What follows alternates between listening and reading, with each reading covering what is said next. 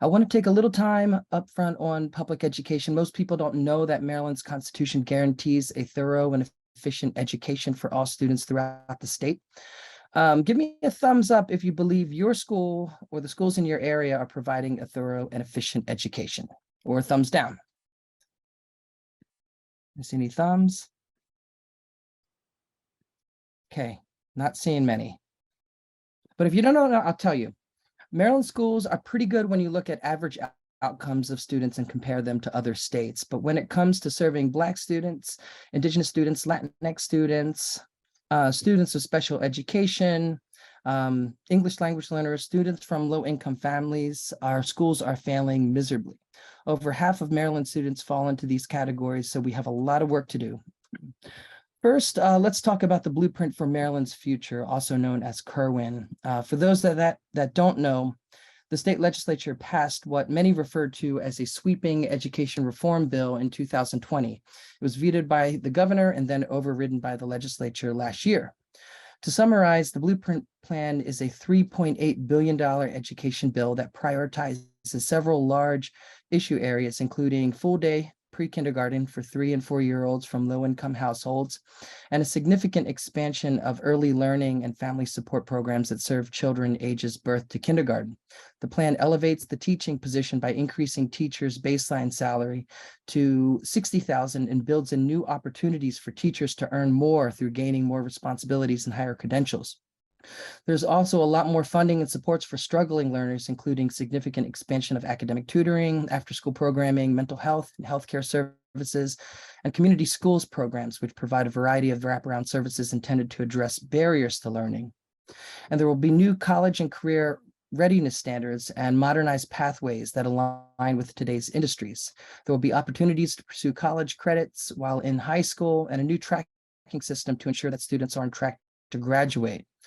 All of these programs will ramp up over the next decade as funding increases incrementally each year. For this coming school year, 2023-2024, we expect schools throughout Maryland to receive about $390 million more to ramp up the Blueprint programs. Most of this funding is prioritized for students from low-income backgrounds, students with special needs, and English language learners.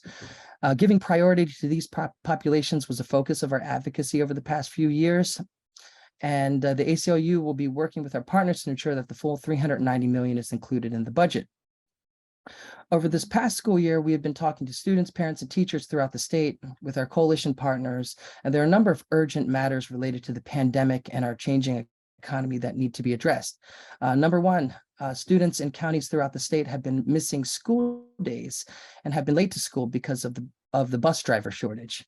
Number two, there are about 2,000 unfilled teaching positions and other school staff positions due to people leaving the job. And number three, many students have not received required vaccinations, and as a result, they cannot attend school. That also means that schools can lose a significant amount of funding since they won't be counted in the official enrollment.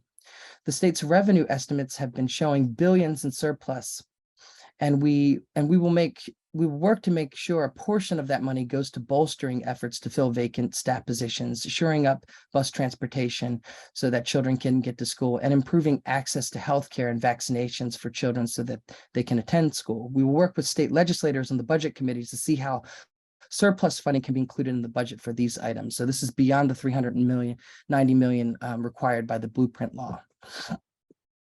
Okay, one more thing about funding. As I mentioned earlier, the state has a constitutional obligation to fund education adequately. Right now, schools are not funded adequately.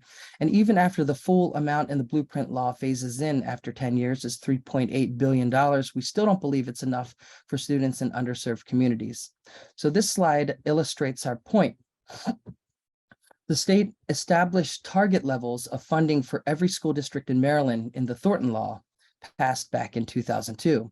The state passed this law in response to our lawsuit, Bradford versus the State Board of Education, which contended that Baltimore City schools were underfunded. We won that lawsuit, and the state updated its funding formula to ensure that all 24 school districts in Maryland receive constitutionally adequate funding.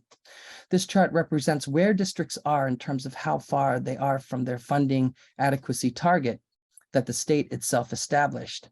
At the bottom, you see the counties And the one farthest to the left, that's Caroline, is the district of the lowest wealth. As we move towards the right, the districts get wealthier. The blue line represents district wealth. The middle line represents each district's funding adequacy target, and the red bars show how far districts are from meeting that standard. As you can see, the districts with the low wealth on the left are the most underfunded. Baltimore City and Prince George's County are standing in the deepest holes. These districts have the most Black students in the state, large special education populations, and Prince George's has the second largest English language learner population. This chart is really a shiny example of what structural racism looks like when it comes to education funding adequacy. And as you move to the right, the counties get wealthier and those schools tend to be much better funded. The reason for this inequity is due to a state cut in the education formula in 2007. Since districts of low wealth have less fiscal capacity to address gaps in their school budgets, those districts have suffered more. While the blueprint bill has a lot of funding, the law did not address these gaps, so we anticipate that school districts will have challenges in implementing what's called for in the blueprint plan. The most underfunded districts with low wealth will have an even harder time. It's also worth mentioning that this data is from 2017, and that was 5 years ago, and we know based on the trend that the gap only grows with time. To address this issue, we are now back in court under the Bradford lawsuit, and we may have something to report out over the winter. Okay, on to the last slide. Since the blueprint law passed, most of the policy making and decisions are being made on public education are happening within the Blueprint Accountability and Implementation Board and the Maryland Department of Education. This is where we're going to learn how the blueprint will be implemented. And this is where we go to advocate for the needs of Black and Brown children under the Blueprint Plan. The board just adopted a draft comprehensive implementation plan, actually finalized now, and every county school district, including the city school system, will be developing their own local implementation plan for the blueprint in the coming months. I'm flagging that for the community here because if you have concerns about programming in your school or what's happening with the blueprint, there's an opportunity to advocate for those changes in these local plans. Also, we are happy to report that after we testified with our grassroots partners before the Blueprint Board a few weeks ago, they included our priority and charged MSDE with developing comprehensive framework for race equity and cultural competency for public schools in collaboration with appropriate state and school officials, stakeholders, and experts. This is an opportunity to work towards transforming the pedagogical approach to teaching and learning to ensure that the curriculum and interactions between students and teachers serve to center and uplift the lives and cultures of Black and Brown communities throughout the state.